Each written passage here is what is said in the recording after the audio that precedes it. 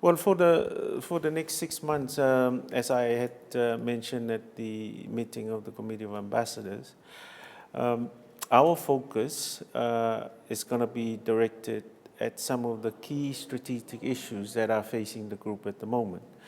And some of these issues are also bread and butter issues, that I will call it, for the group. For example, we need to finalize the programming criteria with the EU for the 11th EDF. We look at the whole issue of EPA's negotiations, as also these have some political connotations.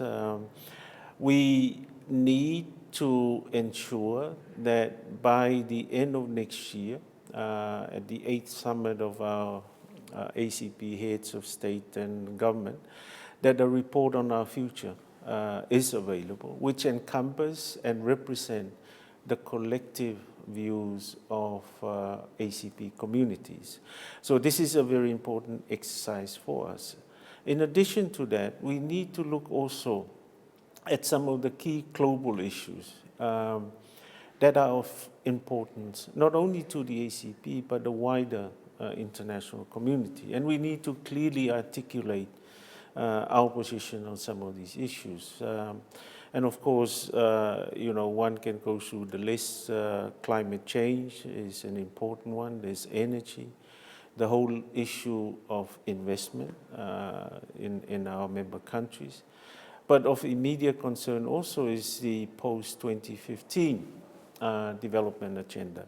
Now, those are the type of activities that we also need to take on board in parallel with some of the sort of day-to-day pressing concerns of the group.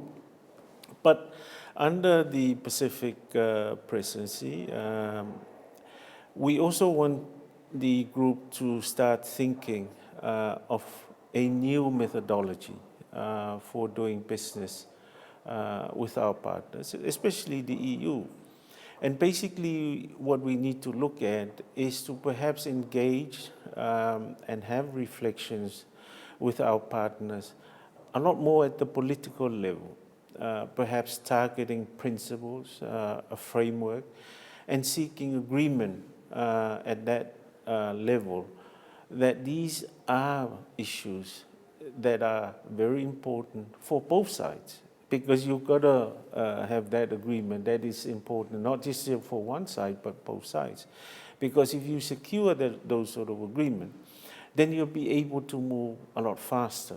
And then, the officials and the technical people can continue to thrash out the details of those discussions. So rather than perhaps you're stuck with this sort of donor-recipient mentality, whereby we always seek to ask for something, that we go out giving out our hands wanting something, that our discussion is always characterized by money, and therefore the atmosphere is not always conducive, because it's more or less confrontational always. So we want to move away from those sort of situation. And in essence, what you're really doing also is you're smoothing the terrain for the more technical discussion to take place. And what it means also for us in the ACP is that we want to place ourselves in a position, and this is the ACP Group, whereby our partners would want something from us, and not us always seeking something from our partners. And I think you will agree that if we are able to achieve that position, we'll be much stronger. We'll be much stronger because we have something to offer.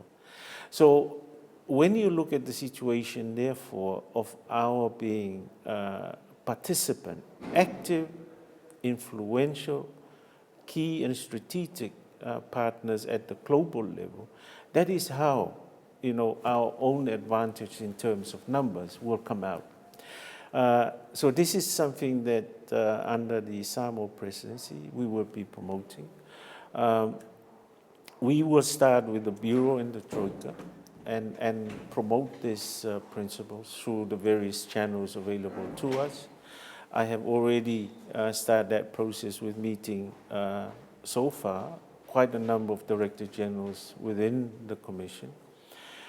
But there are also other initiatives. For example, we have requested through the Chairman of Council the participation of the UN Secretary General at our Council meeting here in December. Now, the invitation is for the Secretary General to speak on the post-2015 initiative or development framework. And what it does too is that, you know, it provides visibility for the group. It highlights the fact that the group is in a strong position to articulate and declare itself on some of these very important issues. These are some of the things that we are looking at. We have already looked at, perhaps in the case of one of our groupings, the Pacific, where we had not had a Pacific-EU summit. That idea has been mooted with the Commission through the External Action Services, and they have agreed. So it's a matter of agreeing on the timing for that, which I think would be a good development as well.